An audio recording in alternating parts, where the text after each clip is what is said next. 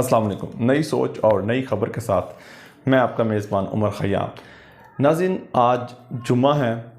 اور آج کا جمعہ مسلم لیگ نون کے لیے ایک مثبت خبر لایا ہے۔ مثبت خبر کیا ہے؟ کچھ دیر پہلے سپریم کورٹ نے الیکشن کمیشن کا جو فیصلہ تھا NS-75 ڈسکا سے متعلق، اس کو برقرار رکھتے ہوئے جو 19 فروری کا الیکشن تھا اس کو کالعدم قرار دیا اور دوبارہ 10 اپریل کو دوبارہ حلقے میں الیکشن کا اعلان کر دیا ہے۔ مسلم لیگ نون اس فیصلے پر خوش دکھائی دے رہی ہے۔ کچھ دیر پہلے نشین افتخار نے میڈیا سے گفتگو کی تو انہوں نے کہا کہ اب ہم بتائیں گے کہ کس طرح الیکشن لڑنا ہے اور کتنی لیڈ لینی ہے اس الیکشن میں۔ تو عدالت عظمیٰ نے جو علی اسد ملی کی درخواست تھی الیکشن کمیشن کے خلاف، اس کو وہ جو اپیل ہے وہ مینٹینیبل نہیں تھی، یہ قرار دے کر ان کی اپیل کو مسترد دیا۔ 3 رکنی بینچ نے اس سارے کیس کی سماعت کی، جس کی سربراہی جسٹس عمر عطا بندیال کر رہے تھے۔ تو آج تین رکنی بینچ نے متفقہ طور پر الیکشن کمیشن کے فیصلے کو برقرار رکھتے ہوئے حلقے میں دوبارہ الیکشن کا حکم دیا۔ عدالت جو سربراہی کر رہے تھے جسٹس عمر عطا بندیال، انہوں نے اپنے ریمارکس میں کہا کہ الیکشن کمیشن جو ہے وہ ایک آئینی ادارہ ہے۔ انہوں نے 218(3) کے تحت یہ فیصلہ سنایا تھا، تو ان کے دائرہ اختیار کو چیلنج نہیں کیا جا سکتا۔ تو اسی چیز کو مد نظر رکھتے ہوئے عدالت نے یہ فیصلہ سنایا، کیونکہ حلقے میں جو 19 فروری کے روز ہوا وہ میڈیا میں رپورٹ ہوا اور اس پہ کافی بحث ہوئی، جو 20 پریزائڈنگ افسر غائب ہوئے۔ تو عدالت عظمیٰ نے بھی اسی چیز کے پیش نظر کے اس دن حلقے میں کافی بدامنی تھی، الیکشن کا جو ماحول تھا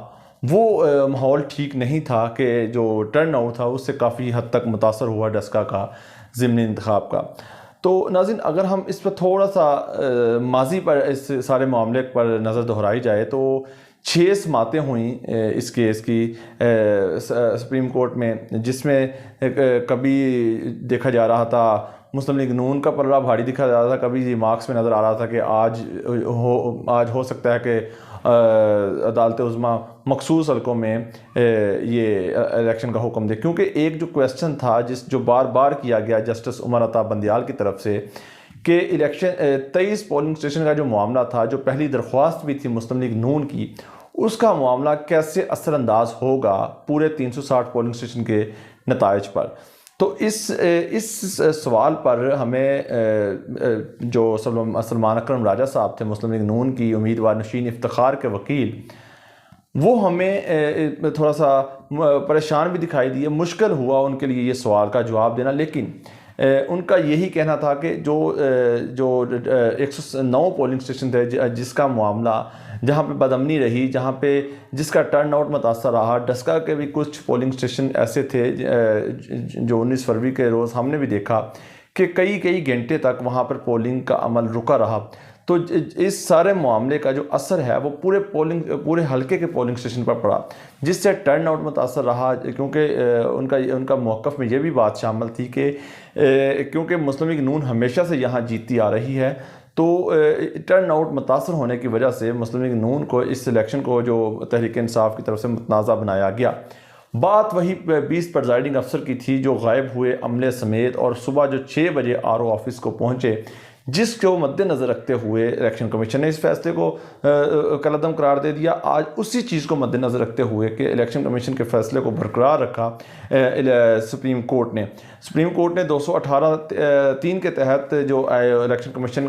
کا حق ہے کہ وہ الیکشن کو پرامن اور ایک صاف و شفاف بنائے، تو اس کے دائرہ اختیار کو چیلنج نہیں کیا سپریم کورٹ نے۔ تو آج 3 رکنی بینچ نے یہ متفقہ فیصلہ سنایا ہے۔ جسٹس عمر عطا بندیال کے طرف سے آج وحیدہ شاہ کا جو کیس تھا، جو گزشتہ روز سلمان اکرم راجہ نے بات کی تھی، اس کا حوالہ دیا تھا، آج بھی اس کا حوالہ بھی جسٹس عمر عطا بندیال نے دیا، اور کہ اس کیس میں ایک پولنگ افسر کو تھپڑ مارا گیا، جس پر پورا کا پورا الیکشن جو تھا وہ ملتوی کیا، وہ کالعدم قرار دے دیا گیا۔ تو اس حلقے میں بھی جو 20 پریزائڈنگ افسر غائب ہوئے، معاملہ مشکوک ہوا، تو اس چیز کو نظر انداز نہیں کیا جا سکتا، لہٰذا ہم الیکشن کمیشن کے جو فیصلہ ہے اسی کو انہوں نے آگے رکھا۔ تو آج کے اس فیصلے کے بعد ہمیں جو نظر آ رہا ہے تحریک انصاف کی شکست ہوئی ہے. جمعہ جس کا ہمیشہ ہماری سیاست میں بڑا تذکرہ رہا ہے, اس میں اس کو وہ اس دفعہ تحریک انصاف کے لیے بھاری ثابت ہوا ہے, لیکن مسلم لیگ نون کے لیے ایک اہم خبر لایا ہے. اسی سے جڑی ایک اہم خبر تھی گزشتہ سماعت پر, جب